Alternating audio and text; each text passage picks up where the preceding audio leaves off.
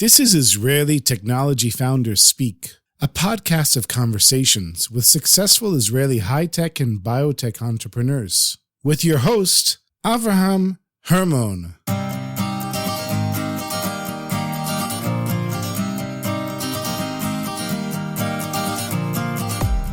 Noam Shani is the co-founder of Neo Mare, an Israeli startup which has created a wristband that can be inflated to save the wearer from drowning. Avraham sat down with Noam in the offices of JMB Davis Ben-David to discuss how Noam came up with the idea, how he built his team, got funded, the challenges he has faced, tips for startup founders, and much more. This podcast is a creation of JMB Davis Ben-David, an intellectual property law firm serving clients around the world. You have great innovations. We keep them safe. It's not enough to just have a great startup idea or innovation. If you don't legally protect your innovations, products, and brand, anyone can claim them as their own. We keep your great innovation secure. Learn more by going to jmbdavis.com. That's jmbdavis.com. Thank you, Noam, for coming to JMB Davis Ben-David to our office in Modi'in.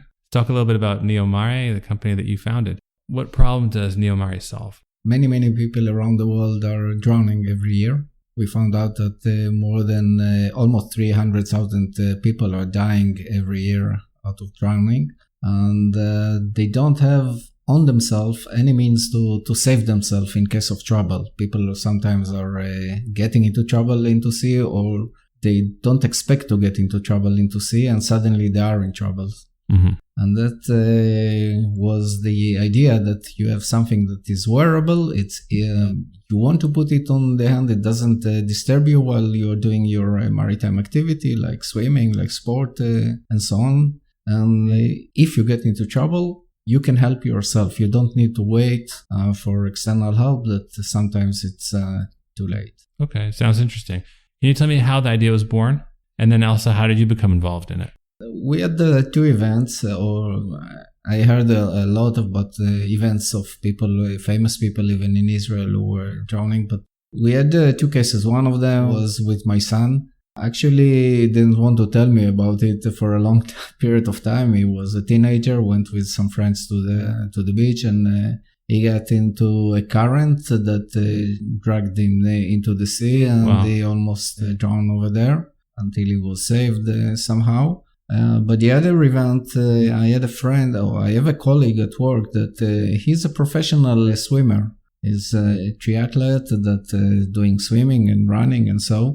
And he went to competition near the Haifa beach. Mm-hmm. When they arrived to the beach in the morning, the organizer told them that the competition is cancelled because of strong currents in the sea. Wow. And they were saying, okay, the competition is cancelled, but we are professional swimmer, nothing will happen to us. And they went for practice into the sea, and they couldn't get out of the sea. And they spent there some time, some hours, until somebody noticed that they did not return and called the police, and they were rescued. Wow. And one of the things they were saying is that you are getting exhausted in time, and you need something that will keep you above the water. He said, I need something that will not disturb me while I'm swimming, but can help me in a case of emergency. And that's where the idea came from. Okay, so this is two cases in the Mediterranean, which is a pretty calm sea relative to what a lot of people are swimming in.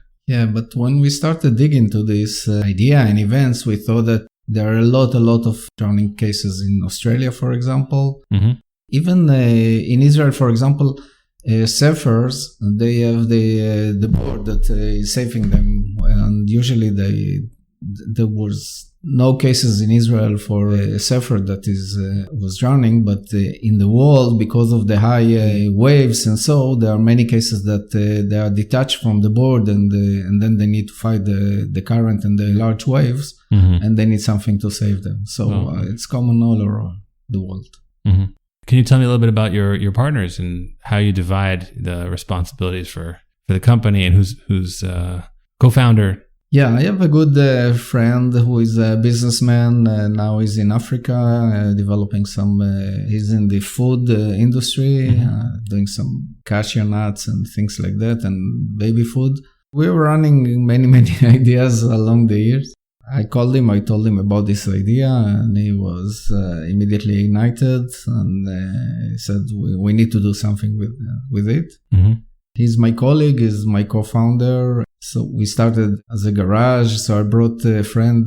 I have a friend that we were studying since the university. We were studying engineering, and we did a lot of engineering research at the beginning to find the right solution for the problem.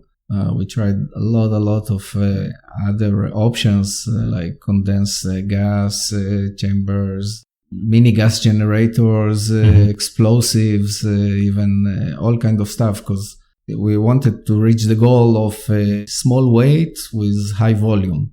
Yeah, just so he's the third one with the founders group, and that's where we started. Sounds good. So talk a little bit about your product. You mentioned gas and volume. I guess your goal is to make a flotation device, right? But at the same time, you want something to be wearable that's not bulky. In other words, if people want to be safe, they could just put on a life vest when they're on a boat, but then that will interfere with their swimming or other sports they're doing in the sea, right? Right. So we also researched all the equipment that is there in the world. Of course, you have a lot of devices on each and every boat that you go. You have a floating vest that you can. The most famous one, of course, is the one that you see on board of the aircraft. But you don't, as a teenager, you will not go to swim with this vest, of course. Right. It's not cool. It's not cool. It's not comfortable.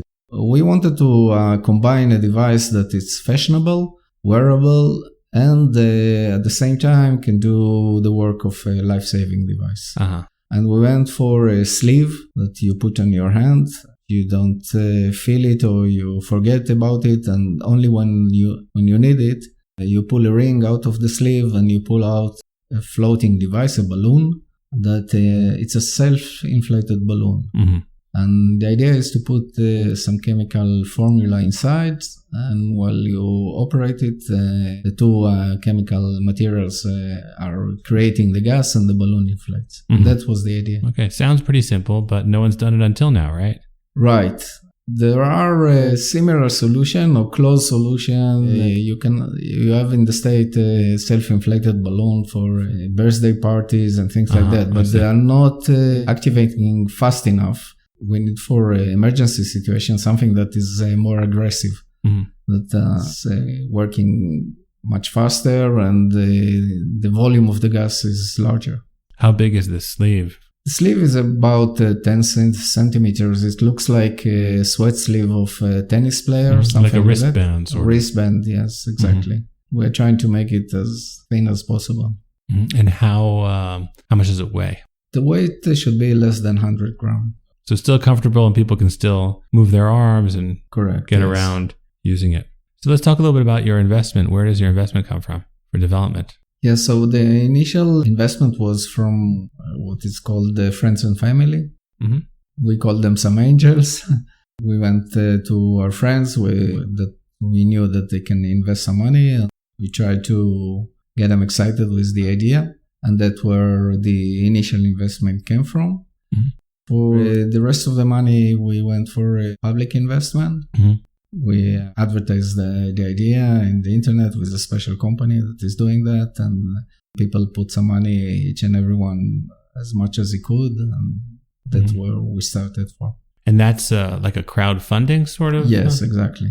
So do they buy the product in advance? No.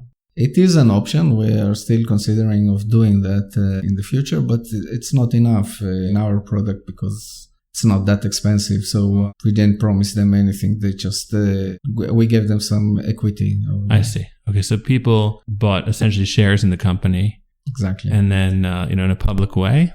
And because they liked the idea, they connected to the idea. So they thought there's potential there. Right. Okay. Exactly. That sounds good. So let's talk a little bit about how you're going to prevent others from selling this idea of yours and patents, IP. What sort of IP do you have on this invention?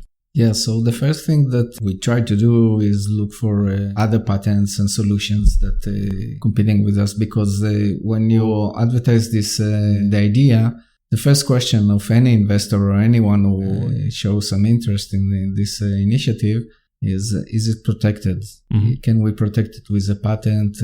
How can you secure that 6 months after you are in the market, a Chinese company will not advertise it and copy?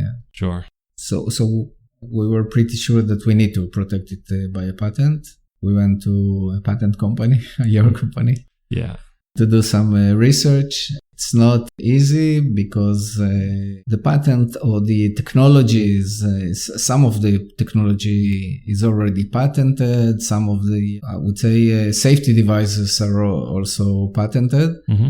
But we try to find a unique solution of the right chemistry with the right product together. Mm-hmm. And I think that's where we found our path, and we went for a patent. Mm-hmm. Okay. So far, it seems that you're in the right direction in terms of the patent, and that there's potential for that. We hope so, yeah. Yeah. What stage is your product of development right now? We did the proof of concept.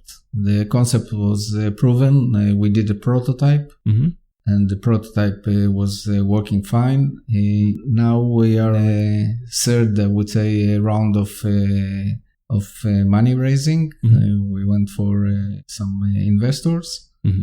And in 5 months from now, we're supposed to be in the market with a final product. Oh, wow. So the product is already being planned to being distributed and marketed? Still is, yes. And where are you going to launch? Well, that's a question. We have some good friends, investors in Australia, mm-hmm. but I think the first market will be Israel, and the second large market will be the US, mm-hmm. and only then we'll go to Australia and Europe. So what sort of difficulties and hurdles have you had to overcome to get this product moving forward? Well, there were a lot of problems. That's one of the experience that I thought that you are going to ask in the next questions, mm-hmm. for anyone who wants to start a startup. There were a lot of problems. The first one was to choose the right technology, to find mm-hmm. the right technology that is working. Then you need to find the patent, or you need to write a patent, because you need to be sure that you can protect this product. Then you go to the investors, and it's not a high-tech product or a software product, and right. investors have a lot of questions on your ability to come into the market and succeed with this product. Yeah, I mean, I guess you're an exception in terms of, I look back at the different episodes of this podcast. Mm-hmm. A lot of the people we interviewed are in the medical field. There's big bucks there. A lot of the people are high tech. And here you're just talking about somewhat straightforward consumer device. Right. On one hand, the investors, they found it very appealing product, a product with a great potential in the market. Mm-hmm. Right. And we also believe so. On the other hand, they were a bit afraid of the ability to materialize this technology mm-hmm. and to go into the market. The product is a bit complex. It mm-hmm. contains chemistry. It needs to be small and lightweight and fashionable and work in hard conditions of water and sun and temperature. Some of the investors were afraid that we will not be able to make the magic. Mm-hmm. I'm happy to say that in the proof of concept, we show them that we were able to make the magic, and you mm-hmm. pull the ring and the balloon is inflated. It's really good, but okay. we still have a way to go in order to finalize the product mm-hmm. and certify it to be a life-safe device. Mm-hmm. What's the certification process like? Is that difficult? It's not that difficult. There are some safety rules that you need to pass. There are safety tests that you need to pass. You are sending it to labs. There are international marks like the CE mark that mm-hmm. you need to get certification for. And since we are dealing with chemistry and the materials are, I won't say dangerous, but they are chemical materials, mm-hmm. you need to pass all the safety procedures. I see. Okay. Well, I'm looking forward to the release of this product in Israel because I think I would probably use it. I do go to the sea every once in a while. usually try to go when it's calm, and I don't like waves, but nevertheless, it's always good to be on the safe side. So let's talk a little bit about being in Israel. What influence does being in Israel have on you as a company? Israel is considered as a very creative country. This is an advantage that we have. I think that investors all around the world are looking for some brilliant ideas that are coming from Israel. Mm-hmm.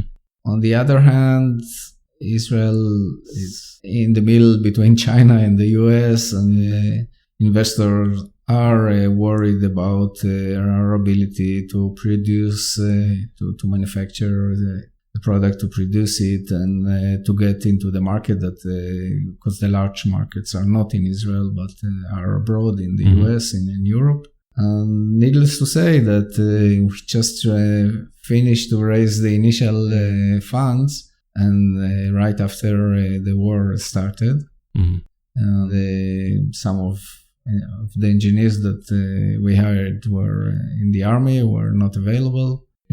The chemistry lab was closed for a few months, so we had a lot of problems in this relation. And of course, the war situation is not a good one for investors from abroad. For example, we tried to, when we did the second investment round, we thought that we'll have some investors from the US and Europe and other countries. So we advertised in the media also abroad, but all the investors came from Israel. So really?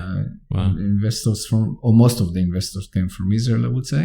And investors from abroad were very cautious because of the situation in Israel. What tips do you have for founders who are starting with their idea, maybe in this field or in similar fields? Well, first of all, I was not aware of all the logistics that are coming around the founding of a company. Lawyers, accountants, taxes, everything. And you are not controlling everything because you are activating a lot of subcontractors. And those subcontractors are not always dedicated to the product or as excited as you are. And they're not always on the timeline of the development that you are expecting. So there's a lot of problems. On the other hand, I must say to the people, follow your dream. Because once you have a dream, you have a goal, you have an arrow that shows you where you want to go, you find that all the hurdles on the way, what's the English word to say, crossable, or you can cross all the hurdles on the way. They are possible. I never thought that I was always, I never had my own company. I remember the first time that I opened my own company. The company was opened on my name. It was in a way exciting, but on the other way a bit terrifying. But you follow your dream and things are coming up, and you see that you can hit each and every difficulty. Okay, that's encouraging. So we talked a little bit about your product, which is the sleeve. Do you have any other ideas for other products in the pipeline? Well, yes. First of all, the same sleeve, we already thinking about the second version of the sleeve with some improvement of the same product. Many people are asking us, are excited from the technology and are looking for some other solution with the same technology. If you are having some floating device, you can float some other stuff. You can use it for some other maritime activities. For example, some military SEALs or the Israeli Shayetet are... like naval SEALs, right? Naval SEALs, yes, they are interested in this and that solution. Some of the soldiers are getting hurt in the water. They need to be able to push a button and float on the water. And they have some equipment they want to float, so... there's many directions that we can go. Interesting. Okay. So the civilian device may have military applications to it as well. Yeah. Even though it's primarily a civilian device. Interesting. So where do you think you see Neo Mare in another year or in another 5 years? I think the next year will be dedicated to complete the development and start the marketing activities. I see a lot of difficulties still to come on the ramp up, on the manufacturing, on going to market, on initializing the first market. Do you know where you're going to be manufacturing? Well, the first idea or the current idea is to do it in China for the first round, for the ramp up. And then we have some offers already to build a facility in the state. And that's the second option that we have. We consider to do some of the assembly maybe in Israel, but manufacturing will be mainly in China. Sounds good. So I'm looking forward to seeing the company move forward and seeing more of these life-saving technologies out on the market. And hopefully we'll hear a lot from you in the future. And wishing you and your company lots of success. Thank you. We are looking forward to save the first life. We see from some other life-saving products that are in the market that they sold in large quantities. And we think that our product is much cooler, I would say. A fashionable device that we see that many parents will buy it for the kids, for the teenagers. And it will be, we hope that we'll have a market success in the next coming years. Okay, great. Thanks. Thank you for joining us at the podcast, and looking forward to hearing good news from Neo Mare. Thank you very much.